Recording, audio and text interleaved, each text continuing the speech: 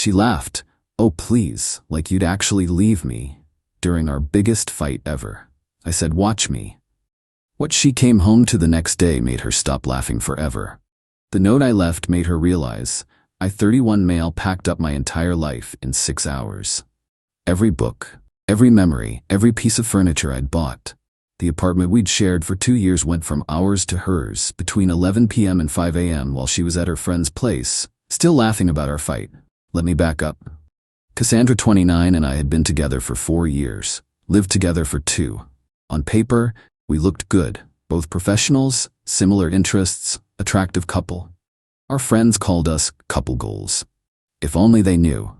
The thing about Cassandra was she had this way of making everything feel like my fault.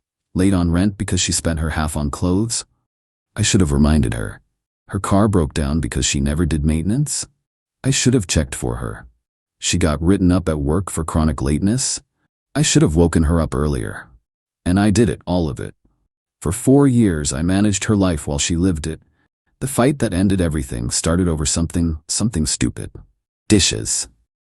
I'd asked her to do them while I was at a work conference. Came back 3 days later to a sink full of moldy plates and fruit flies. "Cass, I asked you to handle the dishes." She was on the couch scrolling TikTok. "I forgot.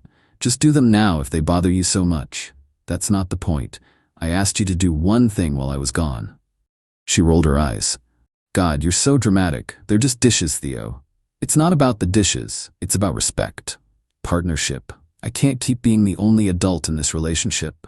That's when she laughed. Not a chuckle, but a full belly laugh. "Adult? You think doing dishes makes you an adult? Please. I pay 70% of our rent because you're between jobs again. I cook, I clean, I manage our bills. What exactly do you contribute?" She stood up, still smirking. "I contribute plenty. Who decorated this place? Who plans our social life? Who makes sure you don't dress like a complete dork? You decorated with my credit card. Our social life is your friends coming over and eating our food, and my clothes were fine before you decided they weren't. See? This is your problem. You think everything is about money and chores. What about emotional labor? What about the energy I put into making you less boring?" "Less boring? I'm boring because I want a partner who does the bare minimum?" She laughed again, harder this time. "Partner? Oh, Theo, you really think you're partner material? Look at you. Getting worked up over some dishes. No wonder your ex left you for someone more exciting." That hit different. My ex didn't leave me for someone exciting. She left because I was working 80-hour weeks to support us both. But Cassandra knew that. She just didn't care. You know what? You're right. I am boring. I'm so boring that I actually follow through on my commitments. Ooh, scary. What are you gonna do? Make a spreadsheet about it? No, I'm going to leave. That's when she said it, the words that changed everything. "Oh please, like you'd actually leave me." She flopped back on the couch, already back to scrolling. "You can barely match your socks without me. Where would you even go? Your mom's basement? Watch me." She snorted. "Sure, Theo. Pack your little bag and go stay at a hotel for the night. I'll see you tomorrow when you realize you can't live without me." I stood there for a moment, watching her. She didn't even look up from her phone. 4 years, and she was so sure I'd never leave that she couldn't even pretend to take me seriously. Okay, what? Okay, I'll see you tomorrow." She waved dismissively. "Don't forget to take your anxiety meds. You get all weird when you skip them." I went to our bedroom and grabbed a suitcase. Threw in enough clothes for a few days. She probably heard me, but didn't come check. Why would she? In her mind, I was just being dramatic. I'd be back by morning, apologizing for overreacting. 20 minutes later, I texted her, "Going to Jake's for the night. We'll talk tomorrow." Her response, "Lol, K, bring back coffee when you come crawling back." But I didn't go to Jake's. Update 1. I sat in my car outside our apartment building for a good 10 minutes, engine running, just thinking. 4 years of my life. 4 years of being told I was boring, uptight, too sensitive. 4 years of managing someone else's life while they laughed at me for it. I pulled out my phone and scrolled through our text history. Do you know what I found? Hundreds of messages of me asking her to do basic things. Take out trash, pay her phone bill, call her mother back. And her responses were always the same. Later, forgot, chill out, stop nagging. But what really got me were the money requests. Venmo for this, cash for that. $200 for hair app plus. $50 for Uber, card declined. $300 for girls' weekend shopping. I'd sent her over $15,000 in the last year alone, on top of paying most of our bills. That's when something in me just clicked. She was right about one thing. I was predictable, reliable, boring, dependable Theo who always came through. Time to be unpredictable. I drove to a 24-hour storage facility, rented a unit, then drove to Home Depot and bought boxes, tape, bubble wrap. By midnight, I was back at the apartment. Cassandra had left for her friend Portia's place around 11. They were having wine night, which meant she wouldn't be back until afternoon at the earliest. Her location sharing, which she insisted I keep on for safety, confirmed she was across town. I started with my office. Computer, monitors, desk, chair, all mine, all purchased before we met, boxed and labeled. Then the living room, my gaming console, the TV I'd bought, the sound system, the coffee table I'd found at an estate sale and refinished myself. You don't realize how much of ours is actually mine until you start separating it. The kitchen was interesting. All the good cookware, mine. The stand mixer she used once for Instagram, mine. The expensive knife set, definitely mine. I left her the mismatched plates she'd had since college and the novelty mugs her friends gave her. By 3 a.m., I'd gotten through most of the apartment. What I discovered was shocking. Nearly everything of value I'd purchased. Her contributions were throw pillows, wall art from Home Goods, and empty picture frames she never filled. I hired movers from TaskRabbit. 4 a.m. on a Wednesday? Cost extra, but they came. 2 guys who didn't ask questions just loaded boxes and furniture into their truck. By 5 a.m., the apartment looked like a staged rental. Clean, empty, soulless. Then I wrote the note. Not a long, dramatic letter. Just a simple card, left on the kitchen counter next to her coffee mug. Cassandra, you were right. I couldn't live without you. So I decided to live with myself instead. The lease is paid through the end of the month. After that, it's all yours. Literally.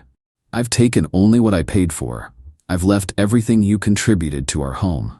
I think you'll find it's less than you thought. Your half of the utilities are on auto-pay from your account now. I've removed myself from all shared subscriptions. Your phone plan has been separated. You'll need to set up your own payment method by Friday or it'll be suspended. I'm not at Jake's. I'm not at my mom's. I'm somewhere you never bothered to know I wanted to be. You said I was boring and predictable. Consider this my plot twist. Don't contact me. I blocked your number before I wrote this. The boring guy who actually left. I placed her apartment key next to the note. Took one last look around. The place looked exactly like our relationship. All surface, no substance. My phone buzzed. Jake texting, "Dude, you good? Cass just asked if you were here." Me, "I'm great. Tell her whatever you want. Where are you?" Me following through. The movers took everything to the storage unit. I drove to a hotel, checked in for a week, and fell asleep smiling for the first time in months. She wanted excitement. She was about to get it. Update 2, I woke up around 2 p.m. to my phone exploding. Not from Cassandra. I'd blocked her everywhere. But apparently she'd gone nuclear on social media, and our mutual friends were reaching out. Portia. "What did you do?" Cass is freaking out. Jake. "Bro, she showed up here looking for you. Completely unhinged." My sister. "Did you really take everything?" She's posting pics of an empty apartment. I ignored most of them, but I did check Instagram from a burner account. Big mistake. Huge. Cassandra had posted a series of stories. The first was a video of the apartment, panning across empty walls, the lone couch, hers, the kitchen with its 3 plates and novelty mugs. Caption, "Came home to this. He took everything while I was asleep. Everything." The comments were brutal. Half supporting her, calling me every name imaginable. The other half pointing out the obvious. If I took only what I paid for, what exactly did she contribute? Her next story was a screenshot of her bank account. $247. Caption, "He removed himself from all our bills without telling me. Now everything's overdrafting." Someone commented, "Girl, why was he paying your bills anyway?" She deleted that comment real quick. But the best part? She posted a photo of my note. I guess she thought it would make me look bad. The comments were not what she expected. "Wait, he was paying for your phone too? So you laughed at him for wanting you to do dishes?" Bestie, this is embarrassing for you. Sounds like you fumbled a good man. She dirty deleted everything within an hour. Then came the flying monkeys. Her mom called my mom. Her best friend texted my sister. Her cousin somehow found my LinkedIn. All with the same message. Theo needs to stop being petty and return her things. My mom, bless her, responded to Cassandra's mom. What things? He only took what he purchased. Are you saying your daughter didn't contribute anything to their home in 2 years? Radio silence after that. But Cassandra wasn't done. Oh no. See, she'd gotten comfortable with a certain lifestyle. My boring, predictable lifestyle that paid for everything. And now she was facing reality. Day 3, she tried to log into our Netflix, password changed. HBO? Same. Disney Plus? Nope. Girl had to actually sign up for her own streaming services. Day 4, her phone got suspended. She had to borrow Porsche's to call the phone company. Guess who hadn't updated her payment method in time? Day 5, the apartment complex called her about the missing furniture during a routine inspection. Apparently, furnished apartments require keeping the furniture. She had to explain why half the listed items were gone. They threatened to charge her for the missing pieces. That's when she tried the nuclear option. She showed up at my job. Update 3. I was in a meeting when reception called.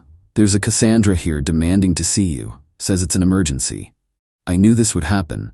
That's why I'd already talked to HR and security. Tell her I'm unavailable. If she refuses to leave, call security. 10 minutes later, my boss knocked on the conference room door. Theo, we have a situation. Cassandra was in the lobby crying, full performance mode. Mascara running, shoulders shaking, the works. Security was already there, but she'd attracted a crowd. My boyfriend abandoned me, she wailed to anyone who'd listen. Left me with nothing, I just need to talk to him. I walked out calmly, ex-boyfriend, and you need to leave. Theo. She tried to rush toward me, but security stepped in. Please, I'm sorry, I didn't mean what I said.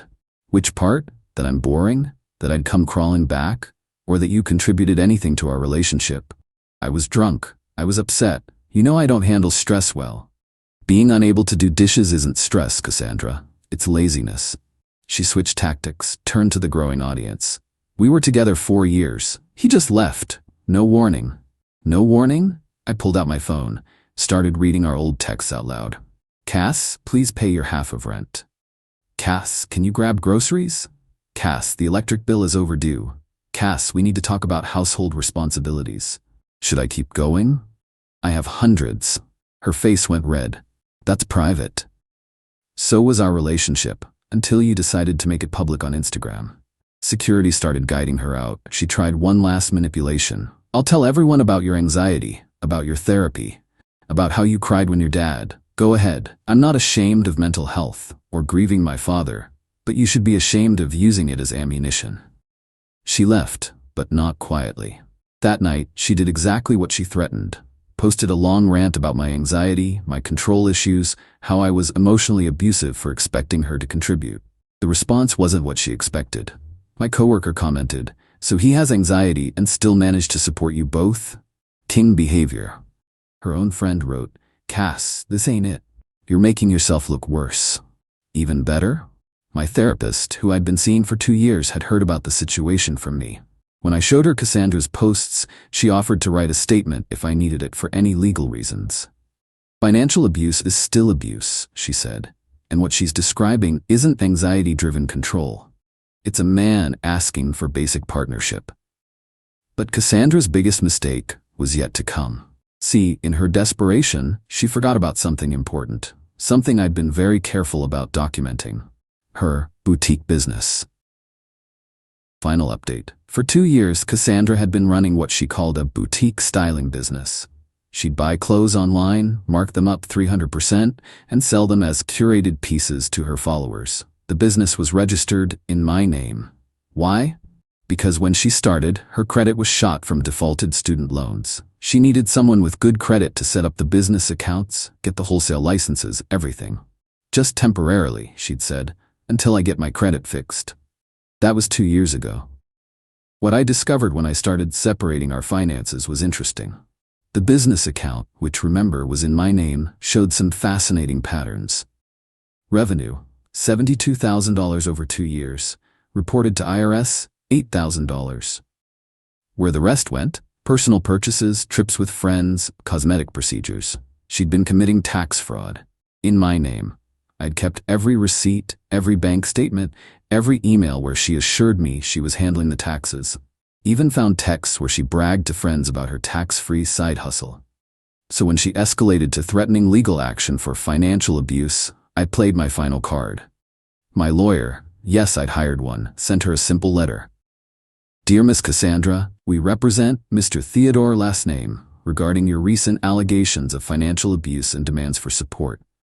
Please be advised that Mr. Last Name has discovered significant irregularities in the business registered under his name, specifically regarding unreported income totaling approximately $64,000 over the past 2 years.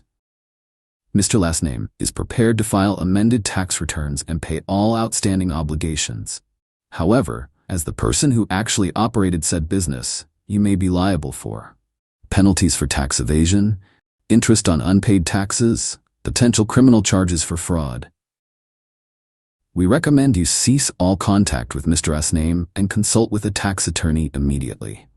If you continue to harass Mr. Last Name at his place of employment or on social media, we will pursue all available legal remedies, including reporting the tax fraud to the appropriate authorities. Sincerely, law firm name. The silence was deafening. All her posts disappeared, her Instagram went private. Mutual friends said she'd gone off-grid to focus on healing. But the best part? The IRS doesn't forget. 3 months later, I got a notice that they were investigating the business. I provided all documentation showing I was merely the registered owner, not the operator. Every email, every text, every piece of evidence showing Cassandra ran everything. Last I heard through the grapevine, she owed $23,000 in back taxes and penalties. Her parents had to bail her out. Again, as for me, I found a nice 1-bedroom apartment downtown. Closer to work, great gym in the building. I furnished it with pieces I actually chose, not just whatever she pointed at. My anxiety? Better than it's been in years. Turns out, when you're not constantly managing someone else's life, you have energy for your own. I started dating again after 6 months. Met a woman named Elise at a cooking class. She owns her own business, legitimately, pays her own bills, and get this, actually does the dishes without being asked.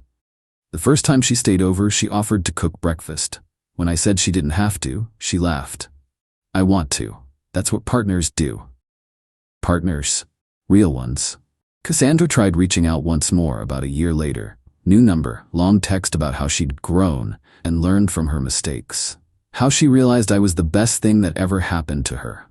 I didn't respond, but I did laugh.